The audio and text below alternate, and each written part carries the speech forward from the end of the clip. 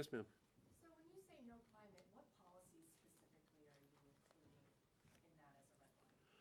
Well, Senator Merkley just went down the scope of the problem, the wildfires, the flooding, everything that's happening in our country and for the planet, and the revolution that we have to unleash.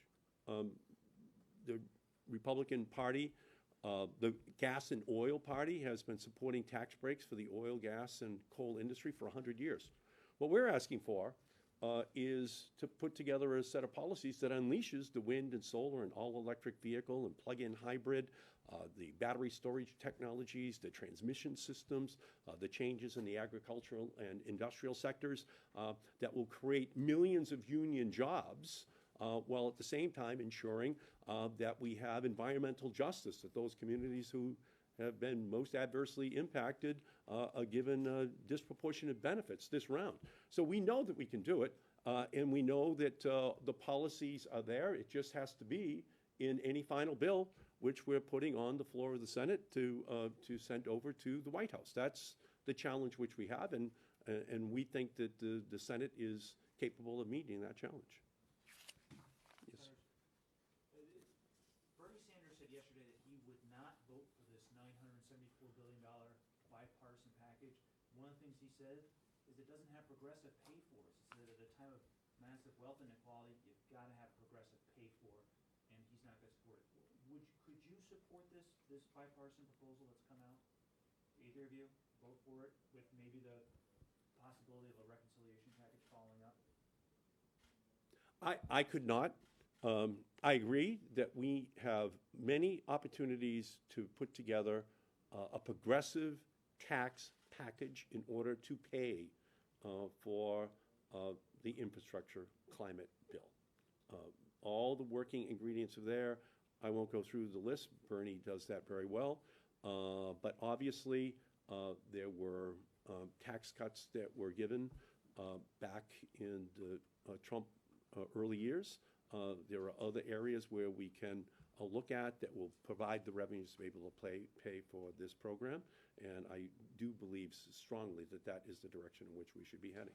Are you worried that you would be... And if you were looking at a deal on infrastructure going to the floor that does not have the energy investments in it, and which there has not been a deal worked out on reconciliation to have those energy investments, then absolutely not. I will not support the package. Do you have assurances from the White House, from President Biden, that they feel the same way that you do, that strong climate provisions has to be in a package that passes Congress? Well, that's what we're fighting for. We're fighting for the Biden climate infrastructure bill. That's what we're standing up for. It was big. It was bold. It matches the scope of the problem, and that's what we're continuing to stand up and fighting for. But are you worried that your leadership might cut a deal that leaves the progressive wing behind because you'll have 60, 70 votes in the middle? No, I feel very strongly that that Joe Biden and Chuck Schumer want a very strong climate infrastructure bill to pass. And we are aligned with them in moving towards that ultimate end goal. And I think at the end of the day, you'll see that that was a partnership that never was broken, that we stood with Joe Biden and with Chuck Schumer throughout the entirety of this battle. The Majority Leader is absolutely committed to having this energy infrastructure be tied closely together, which is essential. But I want to give a little historical perspective here. If we turn the clock back, we first had climate be part of a major presidential debate when Dukakis was running against the first President Bush. As you might recall, Dukakis was running on coal, and George Bush was running on climate. Now, George Bush won, and then he failed to do anything, and a moment was lost. We cannot lose this moment. Now we are a generation later, and the problem has become so much horrendously worse. The Biden team was elected, and the majorities in the House and Senate were elected on the promise of action, and we cannot let the American people down, and we cannot let our planet down. This has to be part of the deal. Can you clarify, Senators? There's been a lot of talk about the $2 two-track process for this, deal with Republicans on whatever you can agree on, and then something else that gets the Democratic priorities done. Are you saying you would only vote for one if you get the other, or are you saying this is a bad plan, we need to just do one big bill just our way? We're saying that there absolutely has to be a guaranteed deal that climate is built into these infrastructure bills, and that it matches the problem that has to be solved. We can't have dessert before the main course.